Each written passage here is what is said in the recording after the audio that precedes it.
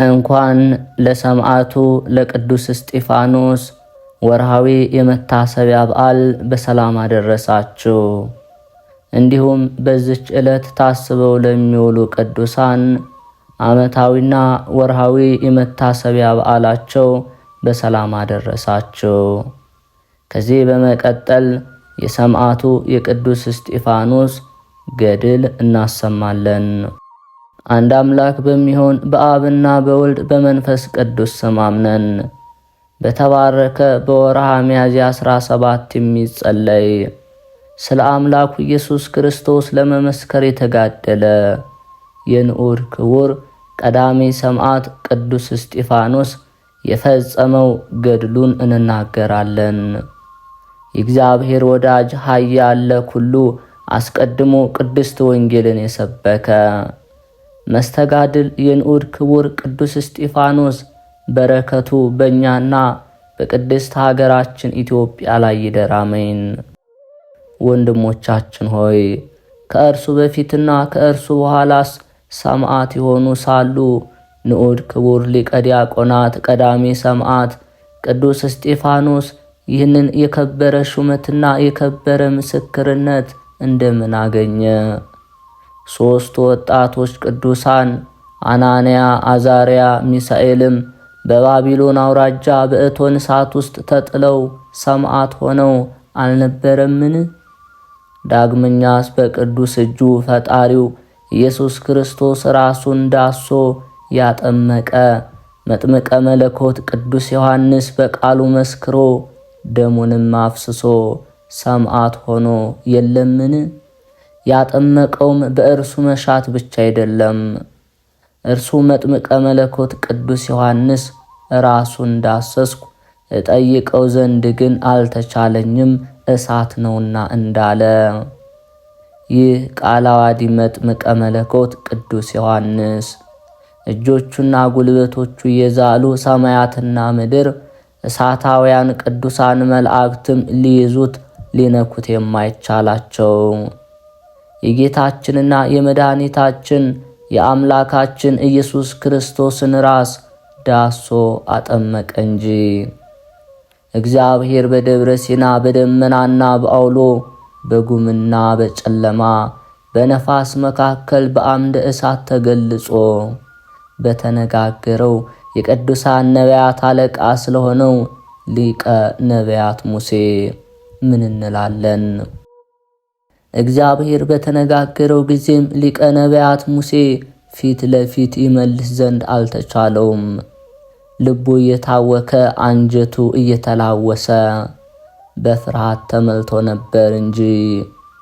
ያን ጊዜ የሊቀ ነቢያት ሙሴ ፊት ከተገለጸለት ከእግዚአብሔር ፍጹም የጌትነቱ ኃይለ ግርማ የተነሳ በራ፣ ደም ግባቱ እጅግ የተወደደ ሆነ። የእግዚአብሔርን ክብር በአምደ እሳት መካከል አይቶ ፊቱ ማለዳ ሲወጣ እንደሚያንጸባርቅ እግረ ፀሐይና እንደሚነድ የመብረቅ ብልጭታ ሆኗልና። የእስራኤል ልጆች ባዩት ጊዜ ከእግዚአብሔር ጋር የተነጋገረ የእግዚአብሔር አገልጋይ ሊቀ ነቢያት ሙሴን መመልከት ተሳናቸው።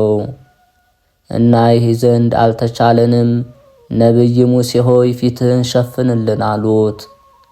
ዳግመኛም በቅዱስ ወንጌል በስድስተኛው ቀን ጌታችን መድኃኒታችን አምላካችን ኢየሱስ ክርስቶስ ሦስቱ ቅዱሳን ደቀ መዛሙርቱ ቅዱስ ጴጥሮስ፣ ቅዱስ ዮሐንስ፣ ቅዱስ ያዕቆብን ብቻቸውን አስከትሏቸው ወደ ረጅም ተራራ ወጣ።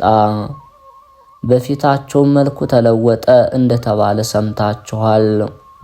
መልኩ በተለወጠ ጊዜ በምድር ላይ በፊታቸው ወደቁ።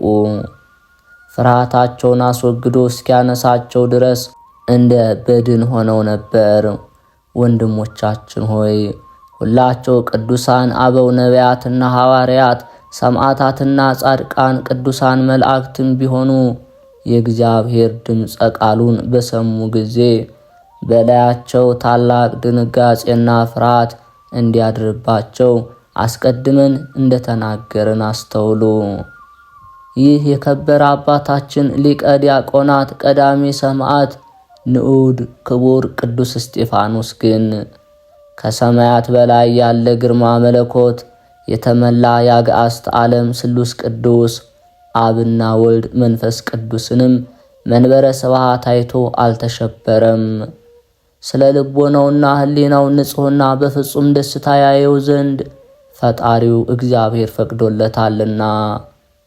በቅዱስ ወንጌል ንጹሐነ ልብ ንዑዳን ክቡራን ናቸው እግዚአብሔርን ያዩታልና ተብሎ የተነገረው ዓይን ሊያየው ጆሮ ሊሰማው በሰው ልቦና ሊታሰብ የማይቻለውን በሕይወተ ሥጋ ሳለ በዓይኖቹ ባየ በቀዳሜ ሰማዕት ቅዱስ እስጢፋኖስ ደረሰ፣ ተፈጸመ። ቅዱሳን ነቢያትና ሰማዕት ኤጲስቆጶሳትና ሊቃነ ጳጳሳት ያላዩትን ያይ ዘንድ የተገባው ሆኗልና። ቅዱሳን ነቢያትም ቢሆኑ እግዚአብሔርን ያዩት በመንፈስ ተነጥቀው ነው። በመንፈስ ቅዱስ ስም ተቃኝተው ትንቢትን ተናገሩ። ቅዱሳን ሐዋርያትም መለኮትን ከተሸከመች ቅድስት ድንግል ማርያም ሥጋን ለብሶ ወደዚህ ዓለም በመጣ ጊዜ አዩት። ይህን ዓለም ካለመኖር ወደ መኖር ያመጣ እግዚአብሔርን በመንበረ ስብሐቱ ላይ ይህ ቀዳሜ ሰማዕት ቅዱስ እስጢፋኖስ በምድር ላይ ሆኖ በሕይወተ ሥጋ ሳለ አይቶታልና። ከቅዱሳን መላእክትና ሊቃነ መላእክት አጋዕዝትና ሥልጣናት ኪሩቤልና ሱራፌል ይልቅ ይህ ንዑድ ክቡር ቅዱስ እስጢፋኖስ ይበልጣል እላለሁ።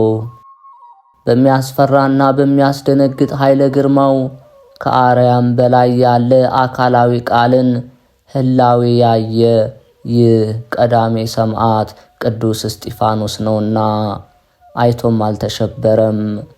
እነሆ ሰማያት ተከፍተው ወልደ እግዚአብሔር ኢየሱስ ክርስቶስን በባሕርይ አባቱ እግዚአብሔር አብ ቀኝ በታላቅ ኃይል በምስጋና በቅዱሳን ፍጥረቱ ኪሩቤል ላይ ተቀምጦ አየሁት አለ እንጂ።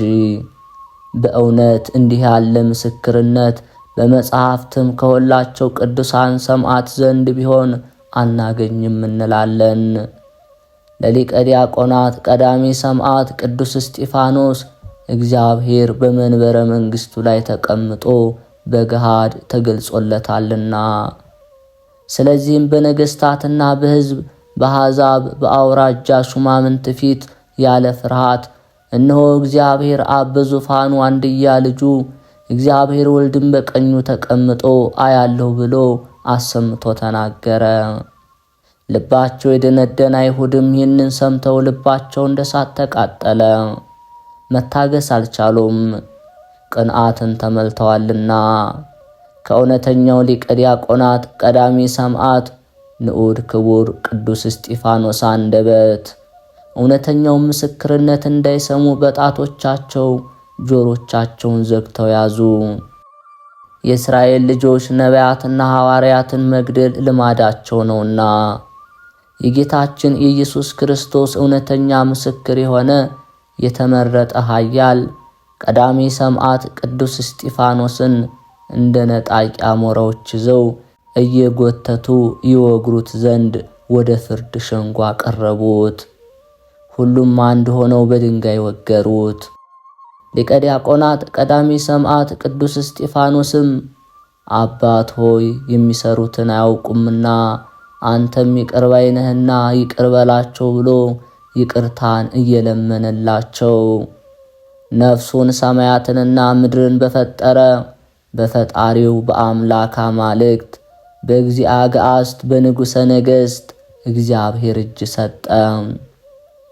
የተወደዳችሁ ወንድሞቼ ሆይ የሊቀ ዲያቆናት ቀዳሜ ሰማዕት ቅዱስ እስጢፋኖስን አሰር ተከትለን መከራ ለደረሱበት ይገሉት ዘንድ በድንጋይ ለሚወግሩት ይቅርታን እንደለመነላቸው አስተውለን እኛም ብዙ መከራ፣ ብዙ በደል፣ ብዙ ኃጢአት ሰርተን ሳለ ስለ ነፍሳችን ሰነፎችና ክፉዎች መሆናችን እያወቅን የተበደልነውን ብቻ እናስብ። ወንድሞቼ ሆይ ጌታችን ኢየሱስ ክርስቶስ በቅዱስ እስጢፋኖስ አማላጅነት ኃጢአታችን ይቅር ብሎ አበሳችን ሁሉ ያጥብልን ዘንድ ስለ ነፍሳችንና ስለ ባልንጀራችንም በደል ስለ ሰዎችን ሁሉ እየጸለይን የሰማዕታት መጀመሪያ በተሰኘ አባታችን ቅዱስ እስጢፋኖስ ጸሎት ስለ ነፍሳችን ከኃጢአት ይቅርታን እናገኝ ዘንድ ንጹሕና ንቁህ ትጉህ ልብንም እንዲሰጠን ወደ ጌታችን ወደ ኢየሱስ ክርስቶስ በፍጹም ተስፋ እንለምን። የሊቀ ዲያቆናት ቀዳሚ ሰማዕት ክቡር ቅዱስ እስጢፋኖስ በዓል በምናከብርባት በዚች ታላቅ ዕለተ ተስካሩ ከኃጢአትና ከአመፃ ከሐሰትም ርቀን በመጠንቀቅ በየጊዜው ከዚህ ኃላፊ ዓለም ግብር ሥጋችንን እናሳርፍ።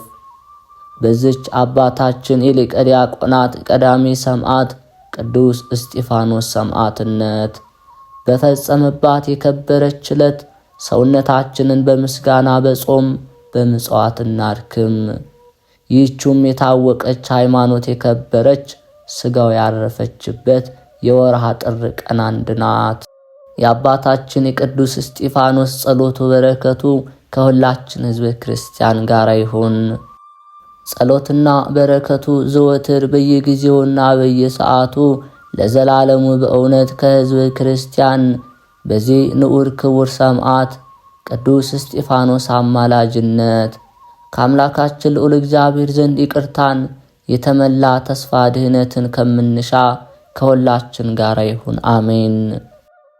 ክፉን መክረው የሐሰት ምስክሮችን ባቆሙበት በላዩም ቀንተው ይህንን ሰው በነቢዩ ሙሴ በእግዚአብሔር ላይ የስድብን ነገር ሲናገር ሰምተነዋል ባሉት በአይሁድ ዘንድ ስለ ጌታችን ኢየሱስ ክርስቶስ ስም ብሎ ሲቃይን የተመላ ውርደትን በትዕግስት የተቀበለ መስተጋድል ቅዱስ እስጢፋኖስ ያደረገው ኃያል ተአምር ብዙ ነው። ትያላ በተባለ ሀገር እጅግ ታሞ በዚህ ሰማዕት ቅዱስ እስጢፋኖስ አማላጅነት ከአምላኩ እግዚአብሔር ምሕረትን የሚጠባበቅ አንድ ሰው ነበር። ይህ ሰውም በመስተጋድል ንዑድ ክቡር ቀዳሚ ሰማዕት ሊቀ ዲያቆናት ቅዱስ እስጢፋኖስ የጸበል ስፍራ ወድቆ የሚኖር የሚደግፈው ዘመድ የሌለው ጾምና ጸሎትን አርምሞ ትዕግስትን ብቻ የሚያበዛ በልመናም የሚኖር ሰው ነበር። የዕለት ምግቡን ባገኘ ጊዜ አቤቱ ይህን የዕለት ምግቤን የሰጠኸኝ የይቅርታና የቸርነት አምላክ ፈጣሪ እግዚአብሔር ሆይ ፈጽሜ አመሰግንሃለሁ። ካንተ በቀር ዘመድ የለኝምና ከጽኑ በሽታ የተፈወሰኝ ዘንድ በምንም ምን ቢሆን ቸል አትበለኝ እያለ ይማጸን ጀመር። ዳግመኛ የዚህ ሰው የበሽታ ጽናትና ሲቃዩም በበዛበት ብቸኝነቱንም ባሰበ ጊዜ እጅግ ተከዘ። ወደ ቅድስት ቤተ ክርስቲያን ሄዶ የመስተጋድል ቀዳሚ ሰማዕት ሊቀ ዲያቆናት ቅዱስ እስጢፋኖስ መጽሐፈ ገድልን ይዞ ይገድሉህ ዘንድ በድንጋይ ለወገሩ ልበደንዳኖች አይሁድ ከጌታና ከጌታችን ከመድኃኒታችን ኢየሱስ ክርስቶስ ዘንድ ይህንን ኃጢአታቸውን ይቅር በላቸው በደልም አድርገህ አትቁጠርባቸው ብለ ምሕረትን የለመንክ ዛሬም ስለ ሰው ልጆች ሁሉ የምትማልድ ቀዳሚ ሰማዕት ሊቀ ዲያቆናት ቅዱስ እስጢፋኖስ ሆይ እነሆ ኃጢአቴን ይቅር ብለ በዚህ በሰው ሀገር ብቻዬን ሊገድለኝ ከደረሰ ከምፈራው ከዚህ በሽታ ያድነኝ። ይህን እያለ በመለመን እንባውን እያፈሰሰ ያለቅስ ጀመር። ያን ጊዜ ከቀዳሚ ሰማዕት ቅዱስ እስጢፋኖስ የከበረ ታላቅ መጽሐፈ ገድል በአፍንጫ ባሻተቱት ጊዜ ልብን የሚሰልብ እጅግ ደስ የሚያሰኝ ጤና መዓዛ በድንገት ወጣ። ከዚህ ሰው አካልም እንደ ጢስ እየተነነ በሽታው ከሰውነቱ ሲወጣ ታየ። ሰውነቱ ሁሉ ተፈውሶ ሲድን በታወቀው ጊዜ አማላጄ ቀዳሚ ሰማዕት ቅዱስ እስጢፋኖስ ሆይ እጅግ በፈጠነ አማላጅነት ደረስክልኝ። እንግዲህስ ወዲህ ብቸኝነቴን አላስብም። ለቤተ ክርስቲያን በሕይወቴ ዘመን ሁሉ አገልጋይ ሆናለሁ እንጂ እያለም አሰበ።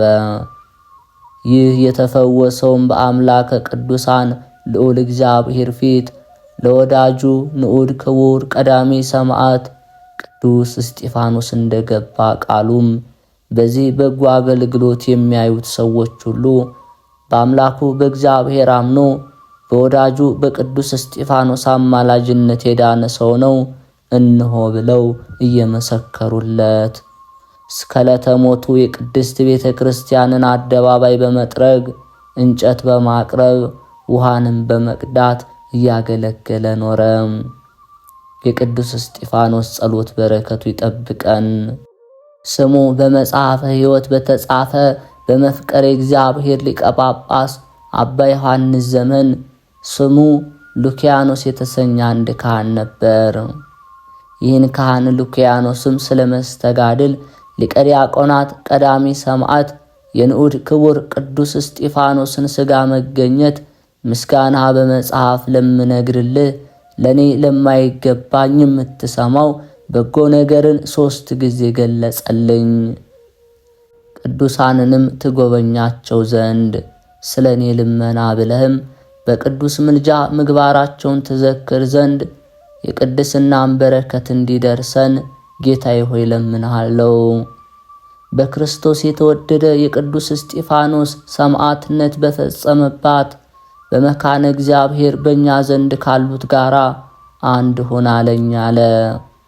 እኔ የሥራ ዕቃ በሚቀመጥበት ሳጥን አጠገብ በቤተ ምጥማቃቱ መምህርና ደግ ሰው ገማልያ ሀገር በሆነች በኢየሩሳሌም ዙሪያ ባለች በገማሎስ መንደር በዕለተ ዓርብ ማለዳ ትርጓሜው ኩርያቁ በግዕዝ ቋንቋ ታኅሳስ በተሰኘ በወርሃ ዱቄበር ሁለተኛም በወርሃ ግንቦት 17 ከሌሊቱ 3 ሰዓት ተገለጸልኝ። ይኸውም በሕልም አይደለም በራእይ ነው እንጂ። በራእይ ያየሁትም እንዲህ ነው። ቁመቱ ረጅም የሆነ እንደ ካህንም ጺምን የተመላ ነጭ መደረቢያን የተጎናጸፈ ጎኖቹን በወርቅ የታጠቀ በላዩ ስመ ክርስቶስ የተጻፈበት በትረ ወርቅን ይዞ በአዳራሽ ውስጥ ይመላለስ ነበር። ወደ እኔም ቀርቦ በዘንጉ ነካኝ። ስሜንም ሉኪያኖስ ሉኪያኖስ ሉኪያኖስ ብሎ 3 ጊዜ ጠራኝ። እኔም ጌታ ያልኩት ፍጠን፣ ለኢየሩሳሌም ሊቀ ጳጳስ አባ ዮሐንስ እስከ መቼ ድረስ ሥጋችንን ችሎ እንበላለን? ፈጥነ ከዚህ አውጣን። በውስጧ በየዕለቱ ከሚፈጸም ኃጢአት የተነሳ ለጥፋት የተዘጋጁ የዚህ ዓለም ሰዎች የሚመላለሱበትን የፍቅር ደጃፍ እግዚአብሔር በእኛ ይከፍትላቸው ዘንድ በዘመነ ጵጵስና እንሰጣለን። እኔስ ስለ ራሴ አላዝንም፣ የሚያሳዝንኝስ ክብርና ምስጋና ስለሚገባቸው ከኔ ጋር ስላሉ ቅዱሳን ነው እንጂ ብለህ ንገረው አለኝ። ያን ጊዜም እኔ ሉኪያኖስ ጌታዬ አንተ ማነህ? ካንተ ጋር ስላሉትስ እነማን ብዬ ልናገር አልኩት። እርሱም እኔ በኢየሩሳሌም ጳውሎስን ኦሪት እያስተማርኩ ያሳደግሁ ገማልያ ነኝ። ከኔ ጋር በአጸዱ ምስራቃዊ ስፍራ አይሁድ በኢየሩሳሌም ከተማ አውጥተው በአንዲት ዕለት ቀንና ሌሊት ሙሉ በድንጋይ ወግረው የገደሉት አውሬና ሞራ ይበሉት ዘንድ በዚያ ጊዜ በነበሩ ክፉዎች ካህናት ትእዛዝ ላይ ቀበሩት። በመመላለሳቸው ጎዳና ላይ የጣሉት በትእዛዝ እግዚአብሔር ሥጋውን ምንም ያልነካው የጌታዬ እስጢፋኖስ አካል ነኝ አለ። ዳግመኛም እኔ ገማልያ የንዑድ ክቡር ቀዳሜ ሰማዕት ቅዱስ እስጢፋኖስ ክብሩንና ደግነቱን አውቃለሁና ከእርሱም ጋራ የትንሣኤ ሙታን ዕድልን አገኝ ዘንድ ተስፋለኝና በዚያች ቀን ተነስቼ በክርስቶስ የታመኑ ደጋግ ሽማግሌዎችንም በስውር ጠርቼ የንዑድ ክቡር ቅዱስ እስጢፋኖስን ሥጋ ይዘው ገማሎስ ወደምትሰኝ ሀገሬ ቃፍ ወስደው በዚያም ያለቅሱለት ዘንድ ይኸውም ሩቅ ሀገር ነው። ርቀቱም ከከተማ 20 ምዕራፍ ያህል ይሆናልና በዚህም በአዲስ መቃብር ይቀብሩት ዘንድ አደረገው። ሁለተኛም እንደርሱ በሌላይቱ መቃብር በምስራቃዊ ስፍራ የተቀበረው ዘመዴና ወደ ጌታችን ኢየሱስ ክርስቶስ በሌሊት የሄደው የጌታችን የመድኃኒታችን ኢየሱስ ክርስቶስ በሌሊት የሄደው የጌታን ደቀ መዛሙርት ቅዱሳን ሐዋርያት ጴጥሮስና ዮሐንስ ያጠመቁት ይህንን የሰሙ ሊቃነ ካህናትም ቅዱስ እስጢፋኖስን እንደገደሉ ይገድሉት ዘንድ ወታደሮችን የላኩበት ዘመዴ እንደሆነም ያውቃሉና እኔን በማክበር ግን ያልገደሉት፣ ነገር ግን ገርፈው ደብድበው እንደ በድን የጣሉት፣ ገንዘቡንም ዘርፈው እርቃኑን ከከተማ ያሳደዱት ኒቆዲሞስ ነው። እርሱንም በስውር ደብቄ ወደዚያ መንደሬ ወስጄ እስካረፈበት ድረስ ይመገብ ይለብስ ዘንድ አደረገው። ከከተማ በምትርቅ በዚያች መንደሬ ሳለ ይህ ኒቆዲሞስ ባረፈ ጊዜ ምእመናን ገንዘው ከንዑድ ክቡር ቅዱስ እስጢፋኖስ አጠገብ ቀበሩት። እኔ ትሑት ሉኪያኖስም ይህንን በሰማሁ ጊዜ ያላችሁት በየትኛው ስፍራ ነው? እንዴት እናገኛቸዋለን? አልኩት። አባት ገማልያም በኩርትዱሉ በተሰኘ የወይን ቦታ ፈልጉን አለኝ። የዚህን የወይን ቦታ የስሙ ትርጓሜም የተጋደሉ የእግዚአብሔር ሰዎች ያረፉበት ስፍራ ማለት ነው። ተነስቼም እግዚአብሔርን አመሰገንኩ። ጌታዬ ኢየሱስ ክርስቶስ ሆይ ይህ ራእይ ከአንተ ዘንድ ነውን? አምንበት ዘንድ ስለዚህ አገልጋዮች ቅዱሳን 2-3 ጊዜ ደጋግመህ አሳየኝ ስል ጸለይኩ። የሊህ ታላላቅ ቅዱሳን መገለጥን እስካውቅም ምግብንም ትቼ እጾም ጀመር። ይህንንም ራእይ ለማን አልተናገርኩም። ዳግመኛ በሌላይቱ ዕለት ዓርብ በዚያች ሰዓት ሌሊት ይህ አባቴ ገማልያ በዚያ ክብር በዚያ ራእይ ተገልጾልኝ እኔ የነገርኩህን ለሊቀ ጳጳስ አባ ዮሐንስ ትነግር ዘንድ መሄድን ስለምን ችላ አልክ አለኝ። እኔም አባቴ ጌታዬ ችላ አላልኩም። ጌታችን መድኃኒታችን ኢየሱስ ክርስቶስ ይህንን ራእይ 2-3 ጊዜ መላልሶ እንዲያሳየኝ ለመንኩት እንጂ ነገር ሁሉ በሁለትም በሶስትም ምስክሮች ይጸናልና። እነሆ አንተ 2ኛ ጊዜ ተገለጽክልኝ፣ 3ኛ መጥተህ ብትገለጽልኝማ አባቴ በእውነት መልካም ታደርግልኛለህ አልኩት። 3ኛም ይሁን ብሎ መለሰልኝ። ይሄድ ዘንድም በተነሳ ጊዜ መለስ ብሎ ቀሲስ ትሰማለህን? ሌላ የምነግርሃለኝ። አባቴ በል ንገረኝ አልኩት። የቅዱስ እስጢፋኖስ ሥጋ የት ነው? እንግዲህስ እኔ እንዴት አውቅ ዘንድ እችላለሁ እያልክ በሕሊና ታስባለህና አለኝ። እኔም አዎን አልኩት።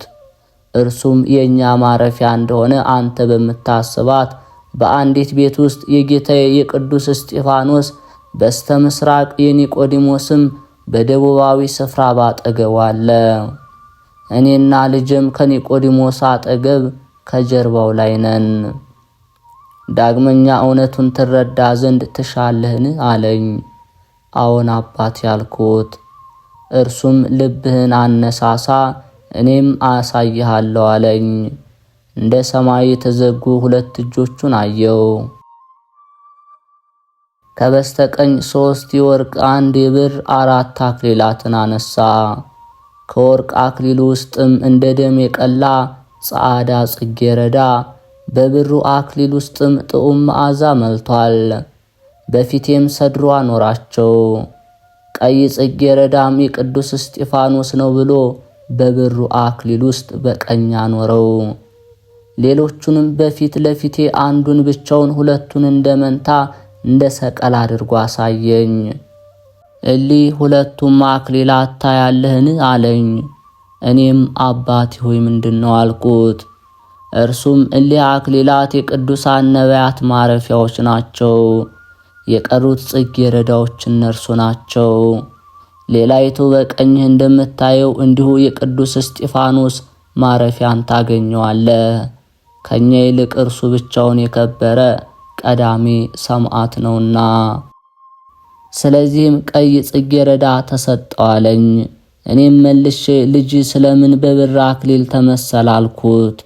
እርሱም ምንም በደል የሌለበት ንጹሕ ብላቴና ነውና አታይምን? እንደ ሙሉ የሽቶ ብልቃጥ ደስ የሚያሰኝ መዓዛ አለውና አለኝ።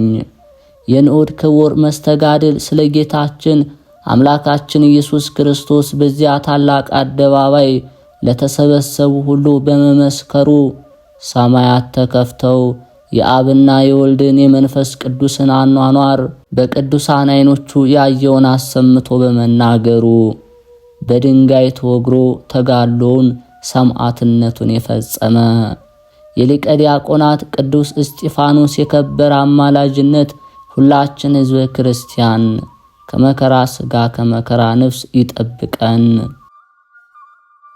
ጸሎትና በረከቱ ለዘላለም በእውነት ከሁላችን ሕዝበ ክርስቲያን ጋር ይሁንና ወንድሞች ክርስቲያን በሚማጸኑባት ናሁብ በተባለች ደብር ቅዱስ እስጢፋኖስ ያደረገው ተአምር።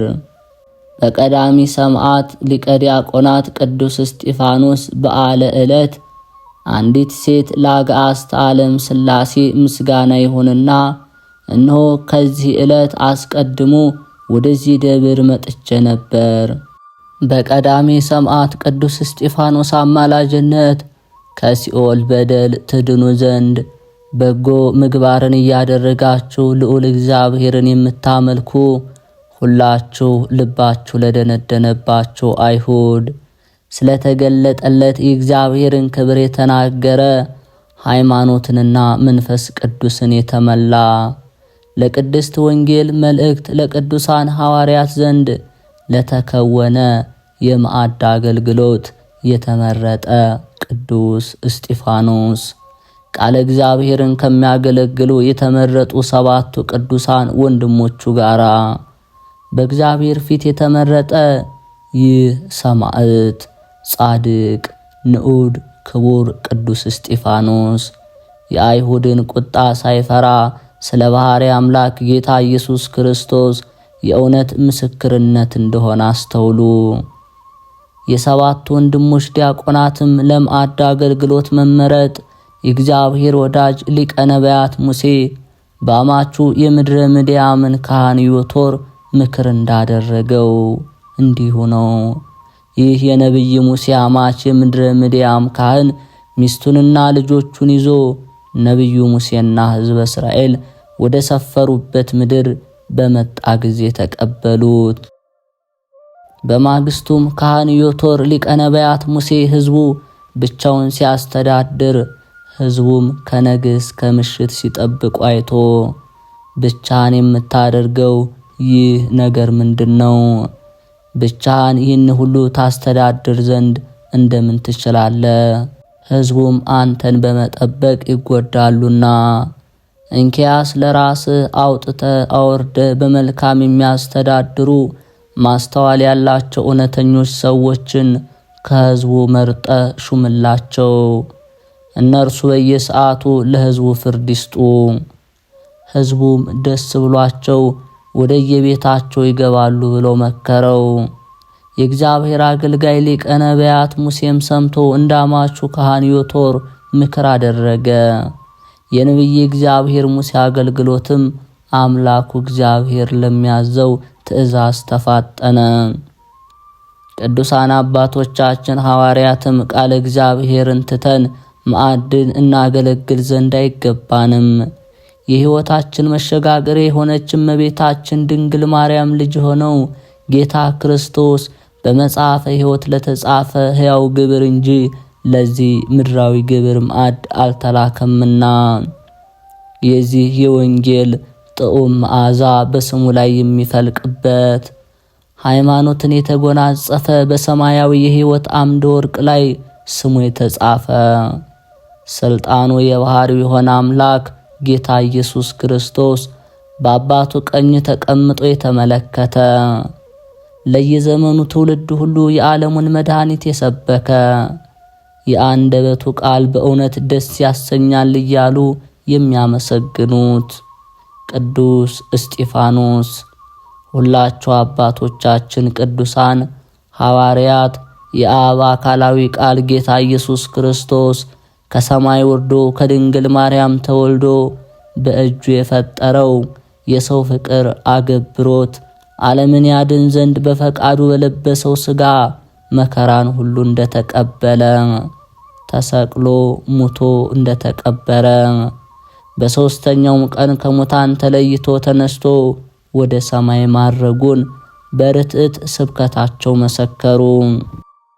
ጌታችን መድኃኒታችን አምላካችን ኢየሱስ ክርስቶስ ወደ ሰማይ ካረገ በባሕርይ አባቱ እግዚአብሔር አብ ቀኝ ከተቀመጠ በኋላ ንጹሐን አርድእት በዕለተ እሁድ ያይደለ በመጀመሪያይቱ ሰንበት ሰዎች የሚመላለሱባት ከኢየሩሳሌም ወጣ ብላ በምትገኝ ደብረ ዘይት በተባለች ስፍራ ተሰብስበው የቅዱስ ወንጌል ምስራች ማሰማት ጀመሩ። በኢየሩሳሌም እጅግ በዝተው ታወቁ። በጌታችን ኢየሱስ ክርስቶስ ስምም ብዙ ድንቅ ተአምራትን ያደርጉ ነበር። ከአርማዎስ ወገን የሆነ ስሙ ስምዖን የተባለ ሰው በኢየሩሳሌም ይኖር ነበር። የሚስቱ ስም ሐና ከነቢያትና እግዚአብሔርን ከሚፈሩ ጻድቃን ወገን ነው። የእግዚአብሔርን ትእዛዝ በመጠበቅ ለእስራኤል የተነገረውን ድህነት ተስፋ ያደርግ ነበር። የአንዱ ስሙ ይሁዳ፣ ሁለተኛው እስጢፋኖስ ወይም አስተፓሮስ የተሰኙ 2 ልጆች ነበሩት። ከሊህ 2 ወንድሞችም ይህ ቅዱስ እስጢፋኖስ በሥራ ሁሉ የተመሰገነ የደግ አባቱ ስምዖን ግብርን የተከተለ እግዚአብሔርን በመፍራት ያደገ ከበጎ ምግባርም ያልተለየ ንዑድ ክቡር ነው። እርሱም ፈጥኖ ተነስቶ ወደ በሩ ንጽሕት አርድእት ሄደ። በቅዱሳን ሐዋርያት ፊት በደግነትና በመታመን በቅንነትም ያገለግል ጀመር። በላዩም ጸጋ እግዚአብሔር መልቶበታልና በእውነትና በኃይል ሲናገር አይሁድና ቀራጮች፣ ዮናናውያን፣ ሮማውያን ሁሉ ነገር ሃይማኖትን ከእርሱ አንደበት ይሰሙ ዘንድ ይሰባሰባሉ። በጌታ በኢየሱስ ክርስቶስ የመታመን ጽንዓቱን እያዩ ይደነቃሉ። ከየሀገሩ ሁሉ ብዙዎችን እያስተማረ ያሳምናቸው ነበር።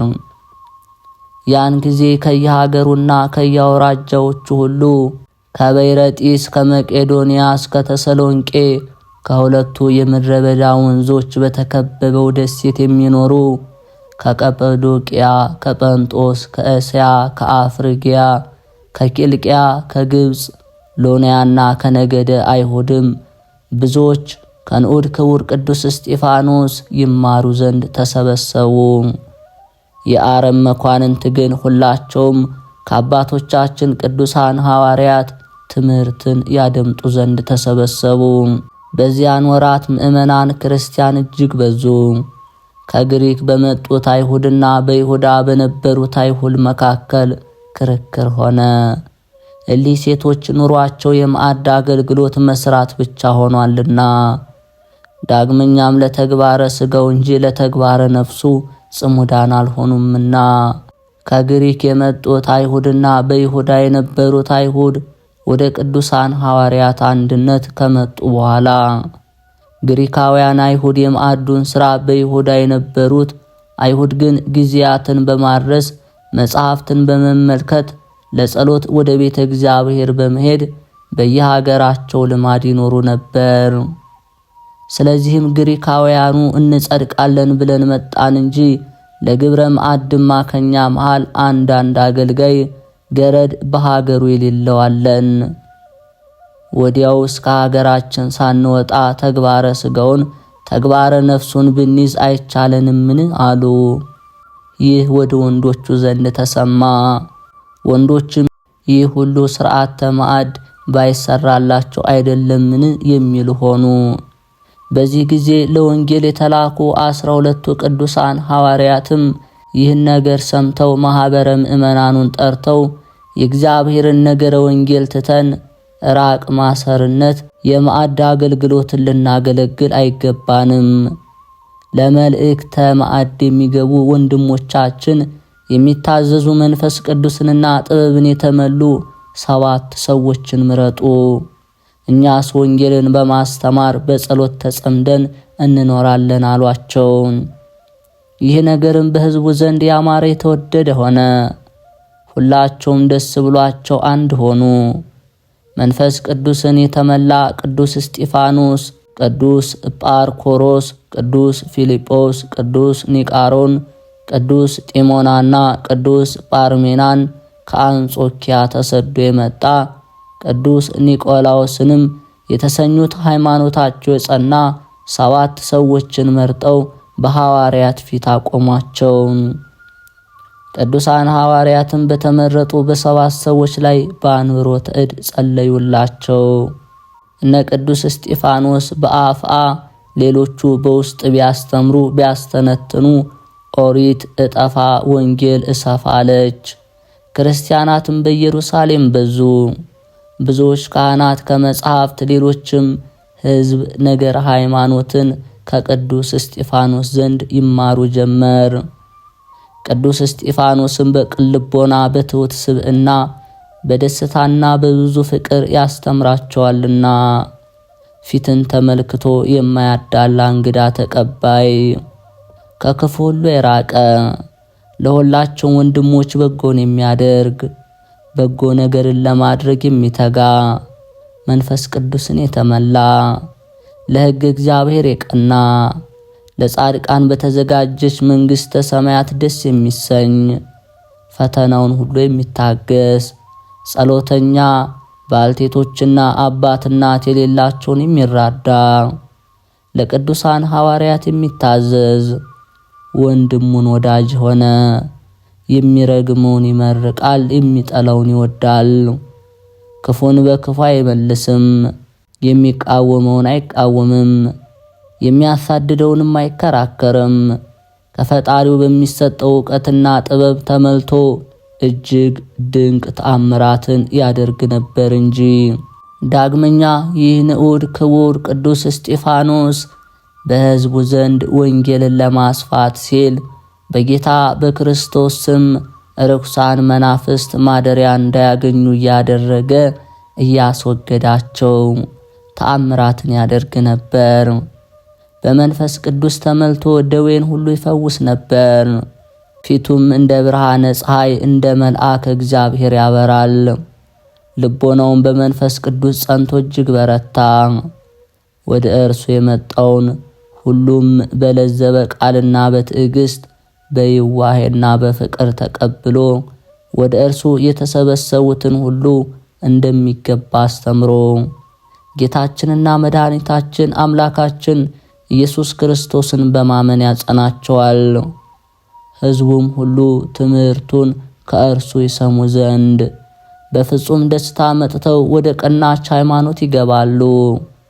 ከእርሱም ስለሚጠይቁት ሁሉ በጌታችን በኢየሱስ ክርስቶስ ቅዱስ ወንጌል የሚያምን ሁሉ ክርስቶስ በከበረ ንጹሕ ደሙ የዋጃት የቤተ ክርስቲያን ልጅ ይሆናል። ይህን እያለ ከርጉም ርኩስ ምግባራተ ሰይጣን ይርቁ ዘንድ ያዛቸዋል።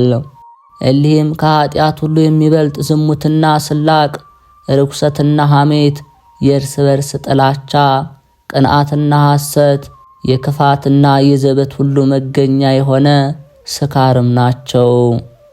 እሊህንም ወዶ ያደረጋቸው ስለዚህ ክፉ ሥራዎች በእውነት እሊህን በፈጸማቸው ላይ የእግዚአብሔር መቅሰፍት ይደርስበታል። ይህንን ሁሉ ለጉባኤው እየነገራቸው ልቦናቸውን ያጽናናቸው ነበር።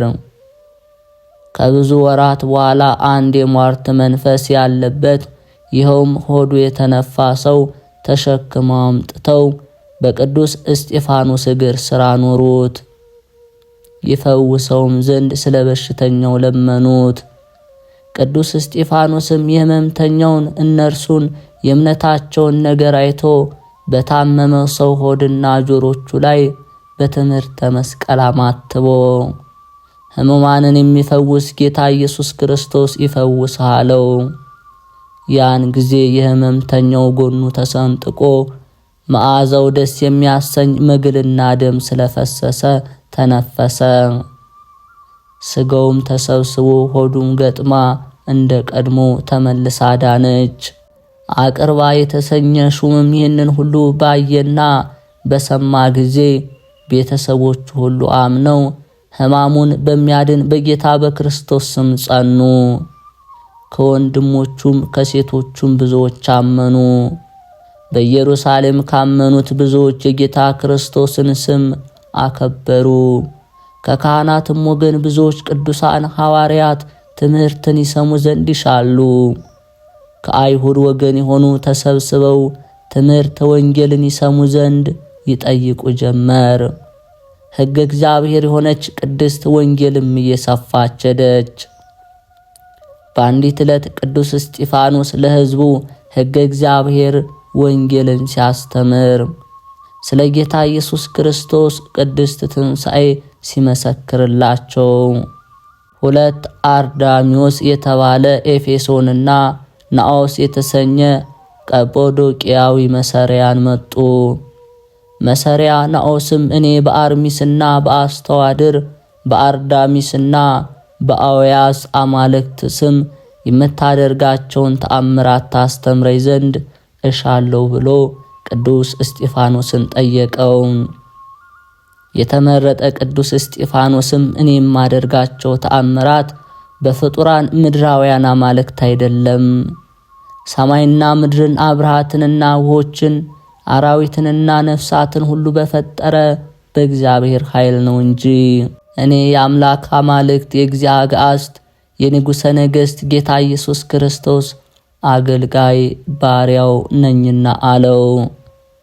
ይህን እየነገራቸው ሳለ በዓለ ደብረ ታቦር ነበርና ብዙ ሰዎች ተሰብስበው ወደ እርሱ መጡ።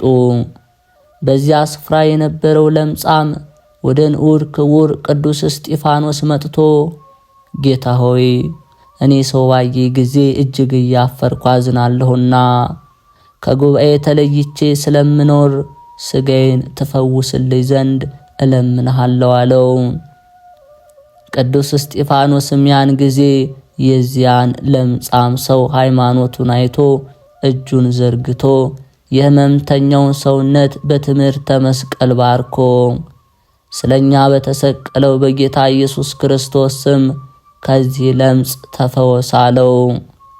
ለምጻሙም ከለምጹ እንደነጻ ባየ ጊዜ በደቀ መዝሙርህ ቅዱስ እስጢፋኖስ እጅ ፈውስንና ጤናን የሰጠኸኝ ሰማያትንና ምድርን የፈጠርክ እውነተኛ መድኃኒት ጌታዬ ኢየሱስ ክርስቶስ ሆይ አመሰግንሃለሁ። ይህንንም ብሎ የጌታ ኢየሱስ ክርስቶስ ደቀ መዝሙር ቅዱስ እስጢፋኖስ እግር ስር ወደቀ። ቅዱስ እስጢፋኖስም ተነስ ልጄ፣ ሃይማኖት አድንሃለችና አለው።